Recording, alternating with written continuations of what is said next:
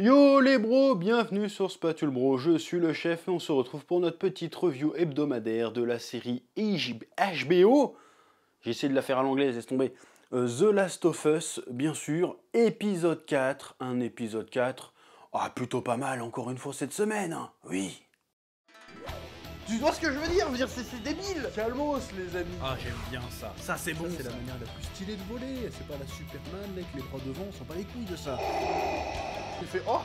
Et en fait il est éclaté comme film.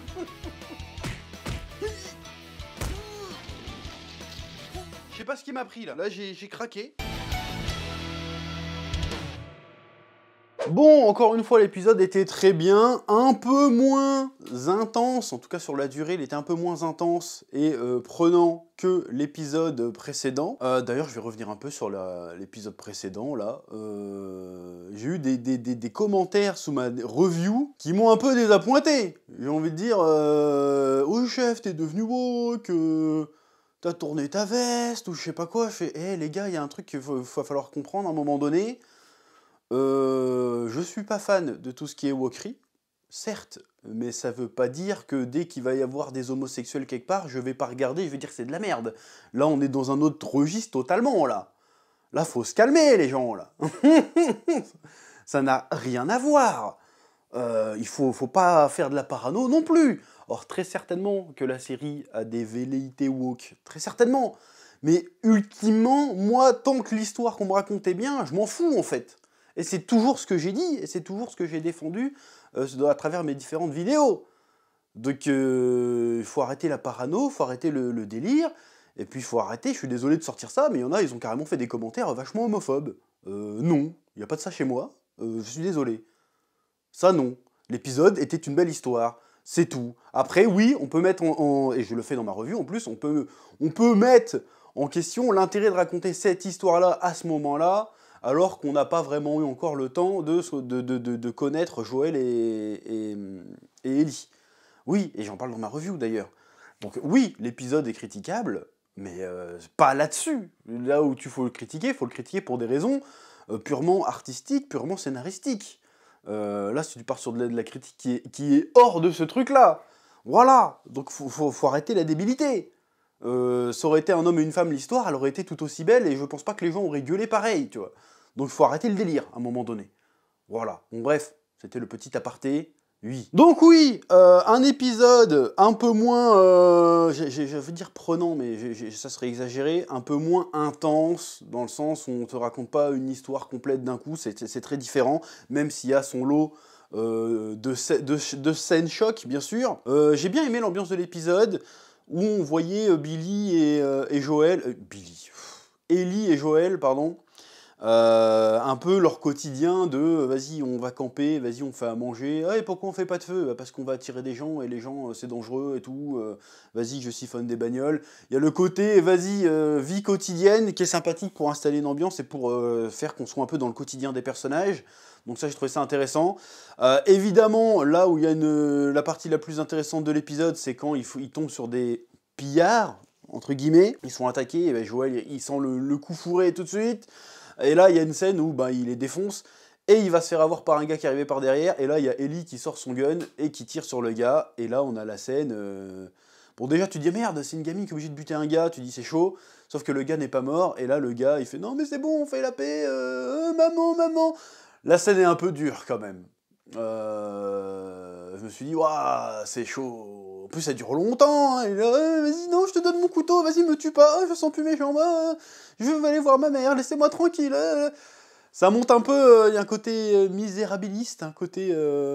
ouais, en fait, tout pillard qui sont, en fait, c'est juste des humains. En plus, lui, c'est un gamin, en fait, apeuré, tout seul, dans un monde à la dérive, dans un monde hyper violent, dans un monde sans pitié, qui ne fait que s'adapter, en fait. C'est pas qu'il est spécialement méchant, c'est que, il a essayé de faire ce qu'il devait faire pour survivre, et il a perdu. Et la défaite est cruelle. Surtout que le Joël, moi, je me suis dit qu'il allait le flinguer. Mais apparemment, il l'a pas flingué, si j'ai bien compris. Apparemment, il l'a planté, en plus. Donc, un peu moins rapide. Mais j'ai trouvé cette scène intéressante, vraiment, pour cet aspect-là. Et puis, aussi, sur la construction de la relation entre les personnages, entre Ellie et Joël. À chaque fois, je veux dire Billy Joël. Billy Joël, c'est un chanteur, rien à voir. Bref. Et c'est intéressant parce que autant le côté, vas-y, on construit notre relation, parce que leur relation est un peu forcée de base, parce qu'ils voulaient pas être ensemble, et puis ils se retrouvent ensemble parce que comment elle s'appelait, Tess est morte.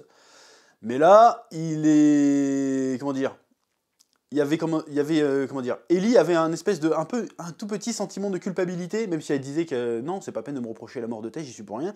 Je pense qu'elle avait quand même un petit sentiment de culpabilité vis-à-vis de Joël.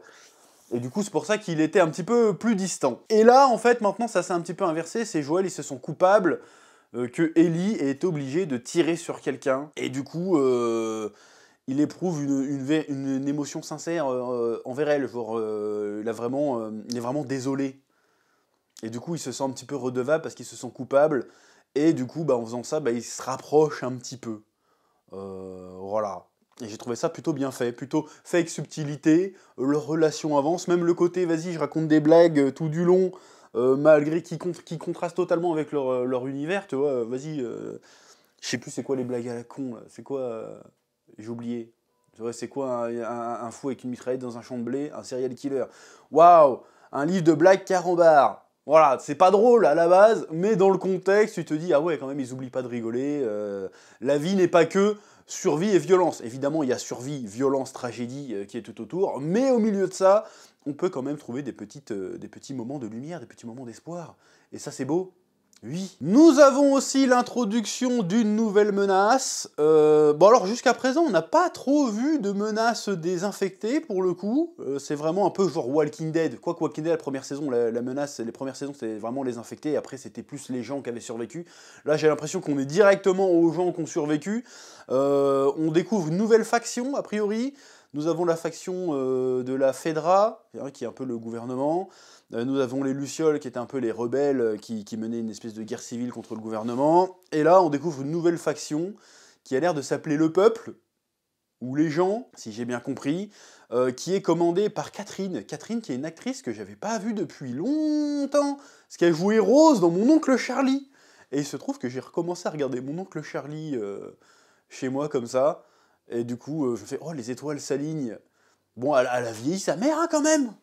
Bon, après, normal, Mon Oncle Charlie, c'était à 20 piges. Enfin, 20 piges, j'exagère, mais... Quoique si, ça commence en 2003. Ouais, je crois que ça fait 20 piges, pile poil. En tout cas, elle a vieilli, ça me faisait plaisir, parce que je l'avais jamais revue ailleurs, en fait. À part que dans Mon Oncle Charlie. Mon Oncle Charlie, j'adore cette série, mais c'est une série de beauf absolu. Mais j'adore, quand même. Enfin, bref.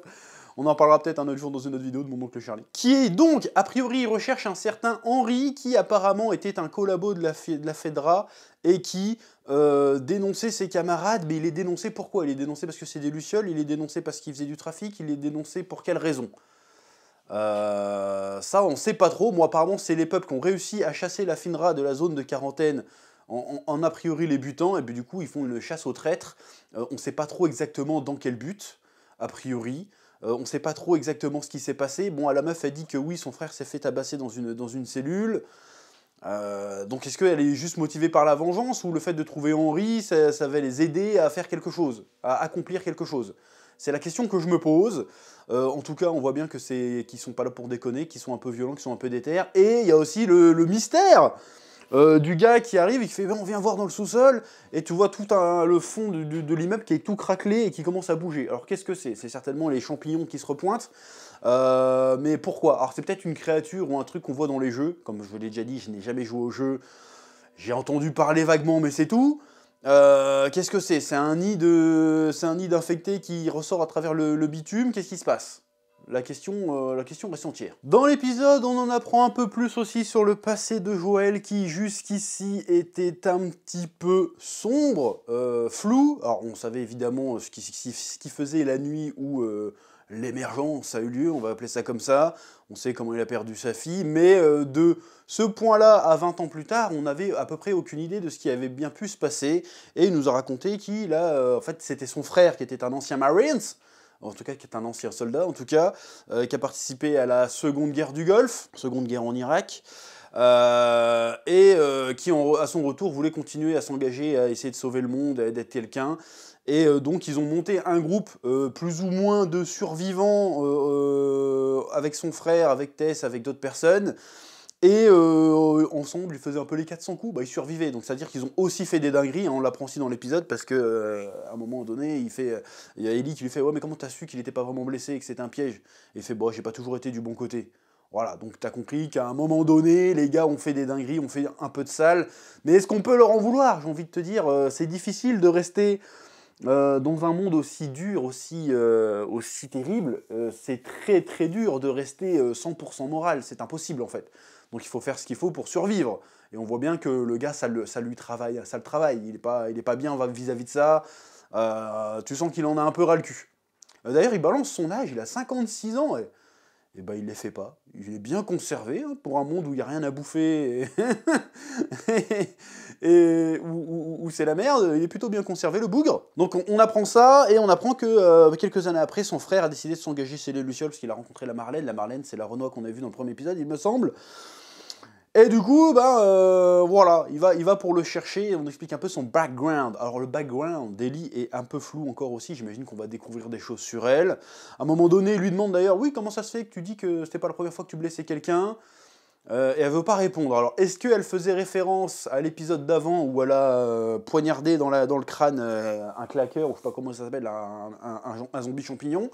Ou est-ce qu'elle fait référence à autre chose de plus ancien? Encore une fois, la question reste entière. Mais je commence à vraiment apprécier la dynamique entre les deux personnages, où ça s'envoie des vannes, ça essaye de détendre l'atmosphère, ça se fait confiance. Même si à un moment donné, Joël il sort non mais toi t'es une marchandise, t'es pas la famille ou je sais pas quoi. Tu sens que c'est lui qui essaye de se convaincre de pas s'attacher à la gamine, tu vois. Mais bon, tu sens bien qu'il commence à s'y attacher. Oh, voilà. Et puis la fin de l'épisode, il fait ses stratégies. Vas-y, je mets des bouts de verre, comme ça on n'entendra pas les gens passer. On entendra les gens passer si jamais on se fait surprendre dans notre sommeil. Puis boum, qu'est-ce qui arrive? Et ben en fait, il n'entend pas du tout les gens passer. Puis il se réveille, ils se font braquer par deux mecs. Enfin, un mec et probablement son petit frère ou son fils. Voilà. Bon, moi je soupçonne que la Kate, elle faisait peut-être partie de la bande à Joël dans le passé. Hein, parce qu'on ne nous a pas dit qu'était-il arrivé aux autres membres.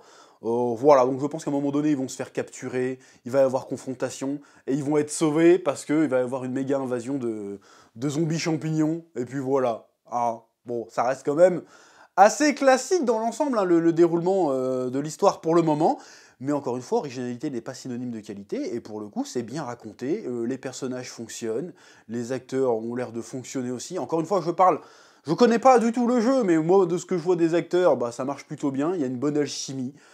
Ça fonctionne, voilà, donc je suis très satisfait de cet épisode, et on commence à avoir un petit début de trame vraiment bien posée qui arrive. En plus j'aime bien parce que chaque épisode a un peu sa scène choc. Là la scène choc c'était vraiment avec le jeune gamin qui se fait buter et qui implore pour sa vie en disant « Maman, maman !» et puis qui se fait buter. C'est un peu dur, ça franchement c'est...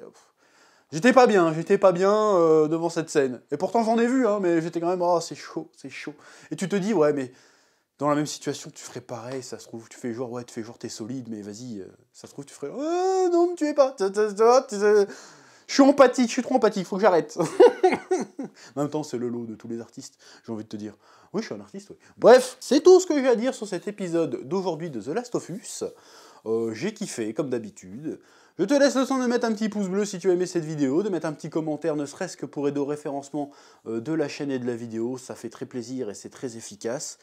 Je vous dis à très vite sur Spatule Bro pour de nouvelles vidéos et que la passion vous guide. Oui.